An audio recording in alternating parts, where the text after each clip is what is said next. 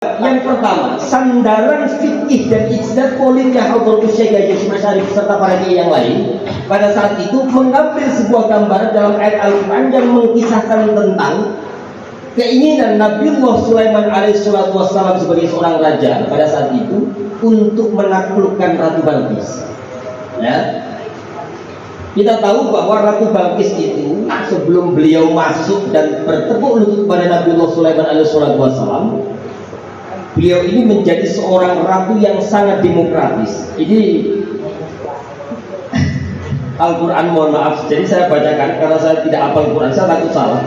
Bismillahirrahmanirrahim. Qalat ya ayyuhal malak.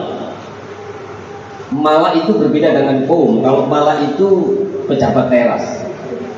Ya, malak itu hum asyrafun nas. Ya, hum asyrafun nas. Mereka adalah elit di dalam satu istana Ratu Bilqis pada saat itu. Betapa demokratisnya Ratu Bilqis saat itu, ya. Ya ayyuhal malak, inni ulqiya ilayya kitabun karim. Inni ulqiya ilayya kitabun karim. Innahu min Sulaimana wa innahu bismillahirrahmanirrahim. Ya. Qalat ya ayyuhal malak aftuni fi amri ma kuntu qati'atan amran hatta tashhadu. Nih, jangan nak, karena ada hatta dimarahi dan bisa bagus di depan ya. Biasanya suka ada yang membuang itu untuk kofiah teman-temannya ya. Hatta tashhadu, nih, jangan nak ya. Ada hattanya soalnya. Hatta tashhadu nih, jangan nak buang kofiah. Nah, apa yang menjadi sandaran Hadratus Syekh Haji Muhammad Hasyim Asy'ari mendalili atau melakukan istidlal tentang fatwa jihad atau resolusi jihad pada saat itu. Jadi ini yang tadi saya sebut bahwa kalau ulama NU qiyas ma'al farid saja itu dipakai. Padahal kalau dalam disiplin ilmu ushul fikih qiyas itu harus ma'al jami'. Karena kalau qiyas ma'al farid pasti diilat, pasti dicacat.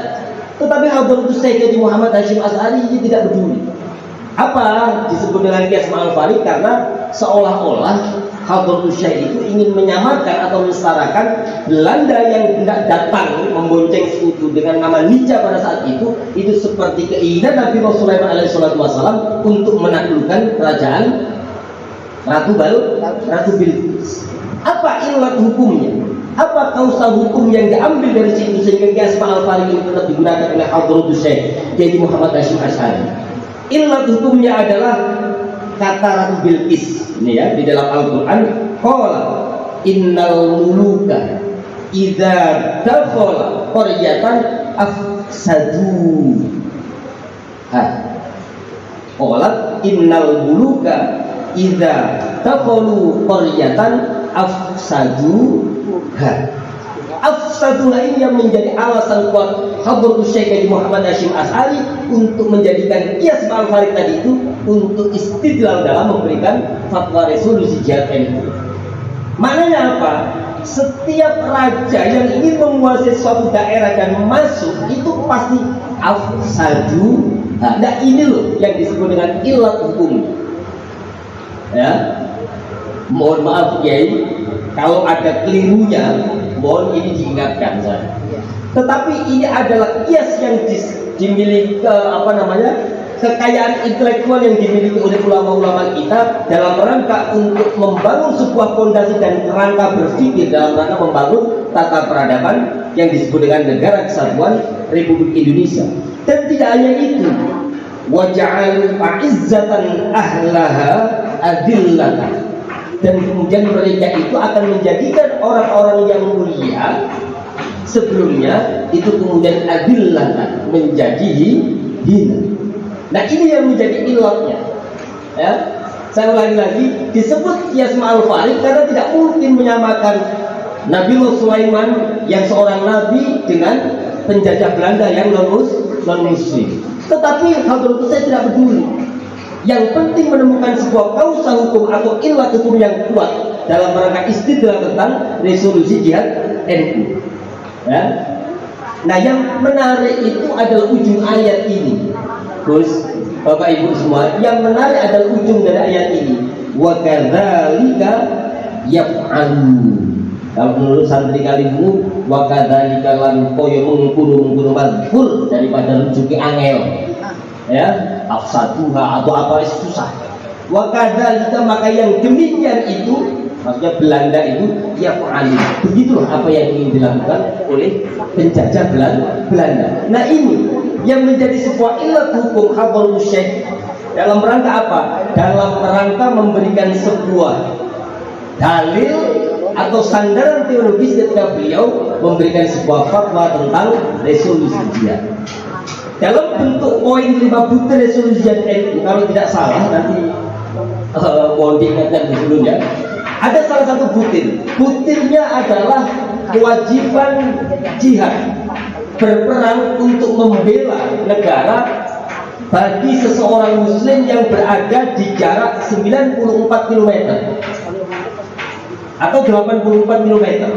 Ini menarik. Sudah membahas tentang persoalan hal yang sangat teknis. Apa menariknya Bapak Ibu semua? Menariknya adalah bagaimana kehebatan Hadratul Syekh Muhammad Hasyim Asy'ari memindah dari fikih ubudiyah atau fikih ibadah. Apa fikih ibadahnya? Soal apa? Soal rukhsah dalam perkara sholat. Masafatul qasr. Jaraknya adalah 84 atau 94 km. Bagaimana Hadratul Syekh Muhammad Hasyim Asy'ari memindah fikih ibadah kemudian ditransmisi menjadi fikih jihad? Ini nggak ada Bapak Ibu semua. Kalau bukan kiai asli Indonesia, ini tidak ada Bapak Ibu semua kecuali murid-muridnya Syekh Nawawi Al-Bantani. Nah, ini mumpung orang Banten. Termasuk definisi Syekh Nawawi Al-Bantani terkait ulil amri yang kita tahu selama ini. Definisi ulil amri itu ya presiden, gubernur, bupati, wali kota, Pak Camat, Pak Lurah, Pak RT, Pak RW. Gampangnya kalau di pondok sini disebut ulil amri ya kayak Rofi. Ya, gampangnya kalau dalam kalau ini yang disebut ulil amri ya kira-kira kami inilah kira-kira itu ya. Kira-kira kami. Tetapi Syekh Nawawi memiliki sebuah tafsir yang berbeda yang disebut dengan ulil amri, tidak lain dan tidak bukan itu. Hakikatnya adalah umarok itu adalah para ulama-ulama yang mengenal tentang ijma. Berarti kiai murni. Karena kalau ada ayat ya ayyuhalladzina amanu athi'ullaha wa athi'ur rasula wa ulil amri minkum. Nah, itu muqayyadah. Jadi ati'ullaha wa ati'ur rasul wajibun qat'an. La mahala. Ya, wajib secara mutlak dan pasti, la mahala. Itu kalau ati'ullah wa ati'ur rasul. Kemudian wa ulil amri minkum, ini sudah muqayyadah. Ada batasan-batasannya. Kapan kita harus taat kepada seorang pemimpin? Berarti ketika seorang pemimpin itu tidak mengajak atau memerintahkan kita kepada sesuatu yang batil. Nah, ini yang menarik. Istidlalnya Hadratul Syekh Muhammad Hasyim Asy'ari dalam rangka dalil resolusi jihad NU menggunakan kias ma'al-fari. Dan yang kedua sudah pada persoalan yang sangat teknis, memindah fikih ibadah dari jarak masafatul qasr, kita bisa melakukan rukhsah untuk melakukan sholat, ini dipindah menjadi fiqhul jihad. Maka Bapak Ibu semua, yang perlu kita ambil natijah dari sini, ilmu yang Hadratul Syekh Muhammad Hasyim Asy'ari itu bukan lagi levelnya ilmu yang al-muktasab. Karena ilmu yang muktasab yang hanya diambil itu biasanya identik dengan metode. Karena kalau metode tidak mungkin kira-kira kecerdasan ilmu itu bisa beratraksi dan berakrobat seperti yang dilakukan oleh Hadratul Syekh Muhammad Hasyim Asy'ari. Maka yang menjadi kesimpulan kita bahwa kita memiliki ulama yang luar biasa dahsyat dan hebatnya. Sebab apa? Level ilmunya sudah bukan lagi ilmu yang al-muktasab, tetapi ilmunya adalah sudah ilmu yang berada pada level mauhibah. Ilmunya sudah pada level ilmu yang mauhibah. Karena ilmu mauhibah itu ada pertautan antara ribatul ruh bainal qalib wasyekh. Ada pertautan antara ruh seorang murid dengan seorang guru. Maka benar Hadratus Syekh Muhammad Hasyim Asy'ari dalam membangun sebuah peradaban melalui Jam'iyah Nahdlatul Ulama ini, beliau mengatakan, "Fa ya ayyuhal ulama wasadatul atqiya antum qad akhadtumul uluma mimman qablakum wa mimman qablahum mimman qablahum ittisalis sanad ilaikum." Itu dalam muqaddimah qaulun asasi ilmu. Hei kamu semua, antum qad akhadtumul uluma mimman qablakum, telah mengambil ilmu dari orang-orang sebelum kamu, dan orang-orang sebelum kamu telah mengambil ilmu dari orang-orang sebelum mereka, dan memiliki pertalian atau pertautan sampai kepada Rasulullah Muhammad sallallahu alaihi wasallam dan menyambung kepada kita.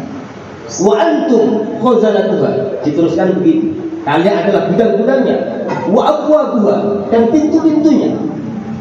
Nah itu kalau kita, wa antum khazanatuha wa abwabuha fala tu'tul buyuta illa min abwabnya, maka jangan sekali-kali kamu masuk ke rumah kecuali melalui pintunya. Faman ataha min ghairi abwabiha sumya, yang paling berbahaya sarikon. Barang siapa yang masuk rumah tidak melalui pintunya, maka sumya sarikon, dia disebut sebagai seorang maling. Maka ketika hari ini peradaban sudah mulai bergeser, orang banyak berfatwa tanpa memiliki sanad keilmuan yang jelas, hanya bersumber pada satu ayat kemudian hanya dijadikan hukum dan berani melakukan fatwa, berarti bisa dipastikan itu adalah sumyasa alias anjuran yang bilang, bukan saya. Fahallu wa man tabi'akum, dilanjutkan oleh Hadratus Syekh, fahallu wa man tabi'akum jami'an, fahallu wa man tabi'akum jami'an minal fuqara, para fuqara, wal aghniya, orang-orang kaya di depan ini, wad du'afa, orang-orang lemah, wal aqwiya, orang-orang kuat, ila hadhil jam'iyah al mubarakah al mausumah bi jam'iyyati Nahdlatul Ulama. Maka mari kita berbondong-bondong masuk kepada jam'iyah yang penuh berkah ini, jam'iyah yang diberi nama dengan Jam'iyah Nahdlatul Ulama. Fa innaha jam'iyatu 'adlin wa ihsanin wa amanin wa islahin. Fadkhuluha bil mahabbati wal widan. Masuklah kalian semua dengan penuh rasa cinta kasih. Wal ittihad, dengan persatuan. Nah, peradaban lagi al-umur al-bashar wal ittisal bi arwahil wa ajsadin. Nah, ini perintahnya Hadratus Syekh Muhammad Hasyim Asy'ari. Sebab apa? Sebab yadullahi ma'al jamaah. Pertolongan atau rahmat Allah itu jatuhnya atau datangnya kepada perkumpulan atau disebut dengan jamaah. Fa idza syadda syaddu istatafatu syaitan. Ketika kamu tercerai-berai, terpencar dari jamaah, maka kamu akan mudah diriju, kalau bahasa kalimu ya Gus, difitnah, diganggu, digoda, dicaplok oleh setan.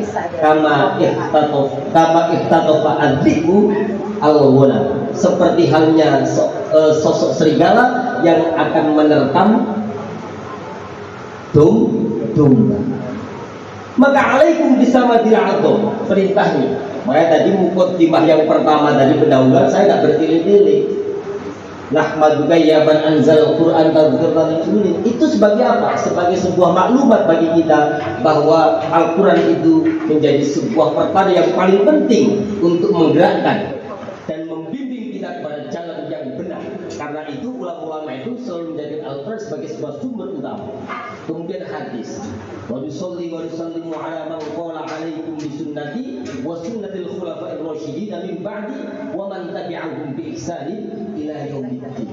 Bapak Ibu semua, yang paling akhir, yang paling penting dalam fikrah nabiyah ini, dalam pola berpikir ulama-ulama kita itu, ketika kita membaca sholawat, ada sebuah kalimatun fariqah atau kalimatun tafriq, kalimat pembeda bainana wa baina syiah.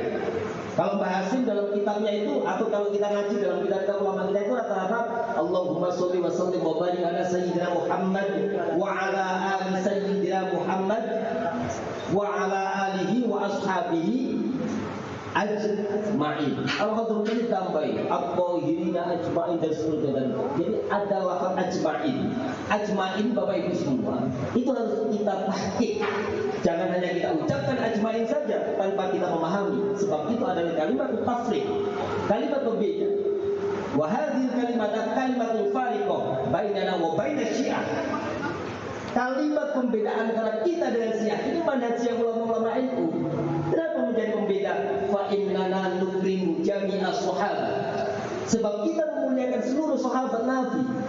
Fa innahu nukrimu sahabiyan wa hanu sahabiyan akhar. Nah, kalau mereka itu hanya menghormati suatu sahabat dan menghina atau menafikan sahabat-sahabat yang lain. Nah, ini yang menjadi manhaj dan pola berpikir kita dalam rangka membangun sebuah tata peradaban yang disebut dengan tata peradaban Negara Kesatuan Republik Indonesia. Dan yang paling akhir sebagai kalimat penutup saya adalah bahwa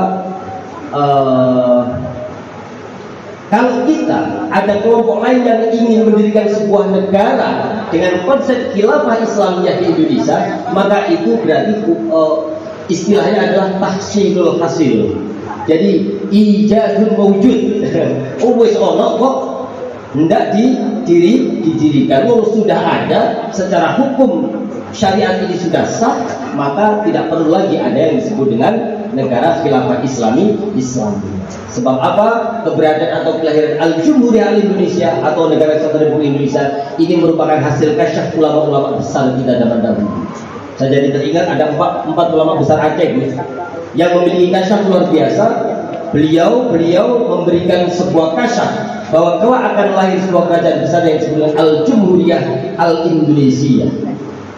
Bersama dengan itu mereka semua ini melakukan konsensus atau ijma, kemudian memberikan sebuah fatwa penting, tidak boleh mendirikan kerajaan di dalam kerajaan, tidak boleh mendirikan sebuah negara di dalam negara. Kalau itu terjadi, maka negaramu bersifat ghasab, kepemerintahanmu bersifat ghasab, maka statusmu adalah seorang buron.